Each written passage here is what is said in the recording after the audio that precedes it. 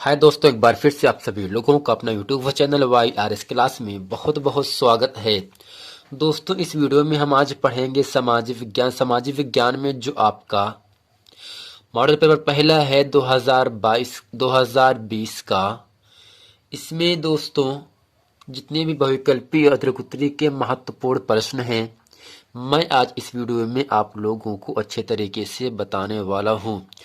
दोस्तों, इसमें माध्यमिक शिक्षा परिषद उत्तर प्रदेश प्रयागराज कक्षा 10 की परीक्षा 2022 के लिए तैयारी हेतु विगत वर्षों के सभी प्रश्न पत्रों का संकलन है।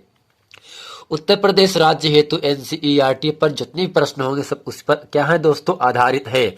और ये जो आपका क्वेश्चन बैंक है, ये दोस्तों राजीव प्रकाशन का अनुसार पेपर है। विषय आपका है सामाजिक विज्ञान। इसमें दोस्तों आपको ये याद रखना है, विगत 8 वर्षों 2013 से लेकर 2021 तक के सभी प्रश्न पत्रों का संकलन है। परीक्षार्थियों की सुविधा के लिए महत्वपूर्ण प्रश्नों के उत्तर भी दिए गए हैं। आइए दोस्तों चलते हैं, प्रश्न नंबर 1 पढ़ते हैं।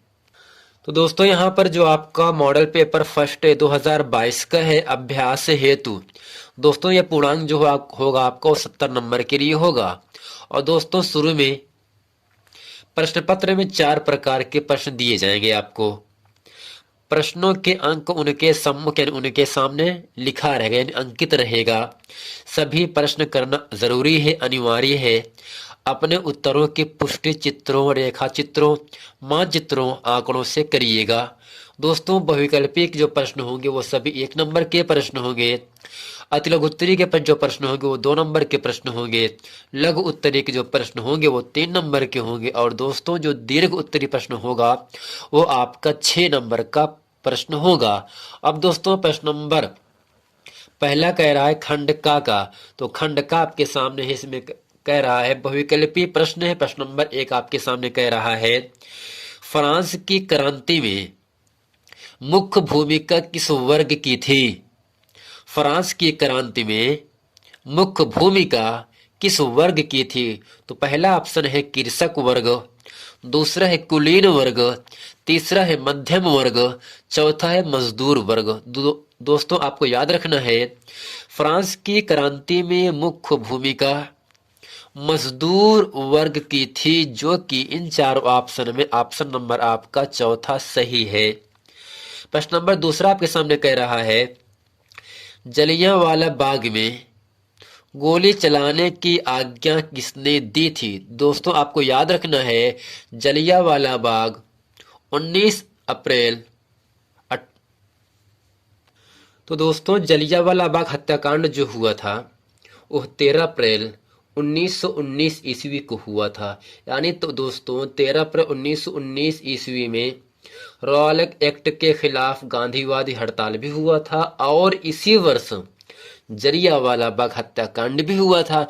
लेकिन प्रश्न हमसे ये कह रहा है, जलियांवाला बाग में गोली चलाने की आज्ञा किसने दी थी, किसने आदेश दिया था? ऑप्शन पहला है जनरल डायर है, दूसरा है लॉर्ड रिपन है, तीसरा है जनरल विलियम है, चौथा आपका है सर एडवर्ड है।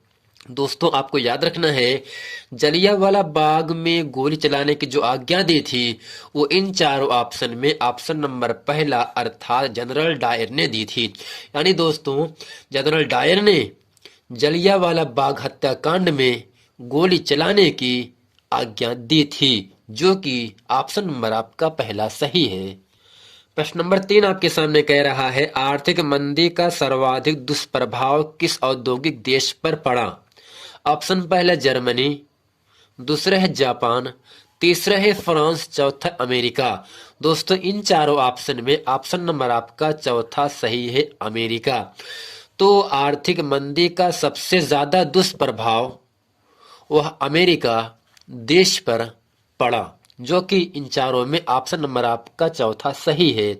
प्रश्न नंबर 4 आपके सामने कह रहा है, निम्नलिखित में कौन सी एक रेशेदार फसल है?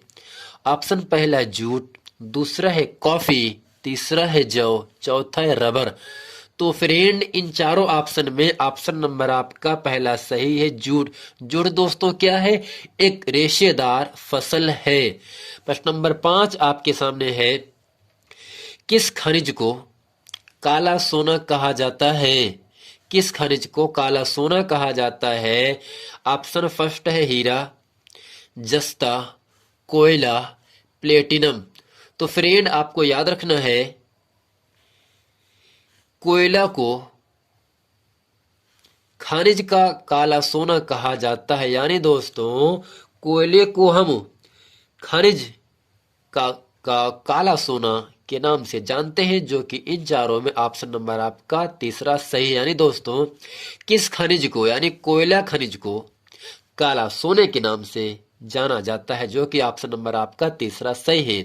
प्रश्न नंबर 6 आपसे कह रहा है, वायु परिवहन का राष्ट्रीयकरण कब किया गया? ऑप्शन पहला है 1947, 1953, 1958, 1962। तो दोस्तों आपको याद रखना है, वायु परिवहन का राष्ट्रीयकरण कब किया गया था? इन चारों ऑप्शन में ऑप्शन नंबर आपका दूसरा अर्थात 1953 ईस्वी में किया गया था। दोस्तों प्रश्न नंबर पहला आपके सामने था, यहाँ से फ्रांस की क्रांति में मुख्य भूमिका किस वर्ग की थी? तो आपका उत्तर होना चाहिए मजदूर वर्ग। जलियांवाला बाग हत्याकांड में गोली चलाने की आज्ञा किसने दी थी? तो दोस्तों जनरल डायर ने जलियांवाला बाग हत्याकांड गोली चलाने की आज्ञा दी थी। तीसरे है, आर्थिक मंदी का सर्वाधिक दुष्प्रभाव किस औद्योगिक देश पर पड़ा? तो इसका उत्तर होगा अमेरिका। निम्नलिखित में से कौन सी रेशेदार फसल है? तो इसका उत्तर होगा जूड़। किस खनिज को काला सोना कहा जाता है? तो इसका उत्तर होगा कोयले को। वायु परिवहन का राष्ट्रीयकरण कब किया गया था? दोस्तों 1953 ईस्वी को वायु परिवहन का राष्ट्रीयकरण किया गया था। अब दोस्तों यहाँ से अतिलघुत्तरी का प्रश्न होगा, जो कि एग्जाम में 2 नंबर के लिए आपसे पूछा जाएगा। तो प्रश्न नंबर पहला आपके सामने यहाँ से कह रहा है, द्वितीय विश्व युद्ध कब हुआ था? प्रश्न नंबर 8वां है, द्वैध शासन का क्या अर्थ है? प्रश्न नंबर तीसरा है 9वां है, सोडियम चतुष्कोण किन किन स्थानों को मिलता है? तो 7वां प्रश्न है, द्वितीय विश्व युद्ध कब हुआ था? दोस्तों इसका उत्तर आपके सामने यहाँ पर लिखा गया है, इसको आपको अच्छे तरीके से याद रखना है। अब दोस्तों यहाँ पर है, द्वितीय विश्व युद्ध 1 सितंबर से 1939 ईस्वी से लेकर 2 सितंबर 1945 ईस्वी तक चला। दोस्तों जो द्वितीय विश्व युद्ध है ये 1 सितंबर 1939 से प्रारंभ हुआ था। कब तक चला था? 2 सितंबर 1945 ईस्वी तक। प्रश्न नंबर 8वां आपके सामने यहाँ से है, द्वैध शासन का क्या अर्थ है? दोस्तों इसके उत्तर में लिखेंगे, जब 2 शासक यानी जब 2 बादशाह एक साथ सत्ता का संचालन करते हैं, यानी मिल करके सत्ता का हुकूमत चलाते हैं अपना, तो इसे द्वैध शासन कहते हैं। यानी जब 2 शासक, जब 2 राजा एक साथ मिल करके सत्ता का संचालन करते हैं तो इसे हम दोस्तों द्वैध शासन कहते हैं। प्रश्न नंबर 9वां आपके सामने यहां से कह रहा है, स्वर्णिम चतुष्कोण किन किन स्थानों को मिलाता है?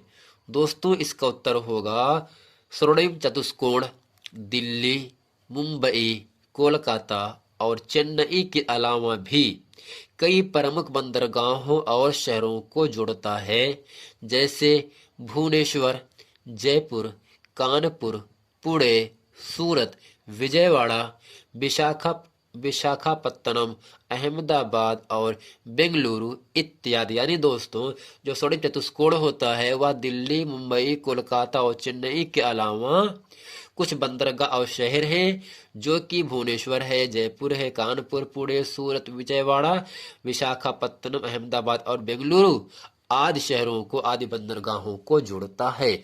दोस्तों, उम्मीद करते हैं इस वीडियो में जितने वैकल्पिक और अतिरिक्तोत्तरी के महत्वपूर्ण प्रश्न थे, जो 1 नंबर और 2 नंबर के महत्वपूर्ण प्रश्न थे, मैंने इस वीडियो में आप लोगों को अच्छे तरीके से पढ़ा दिए। अब दोस्तों, इसके नेक्स्ट वीडियो में हम पढ़ेंगे प्रश्न नंबर 10, प्रश्न नंबर 11 और जितने भी प्रश्न नंबर 12, 13, 14 वो सब इसके बाद वीडियो में हम अच्छे तरीके से आप लोगों को पढ़ाएंगे। मिलते हैं दोस्त नेक्स्ट वीडियो में, तब तक के लिए थैंक यू।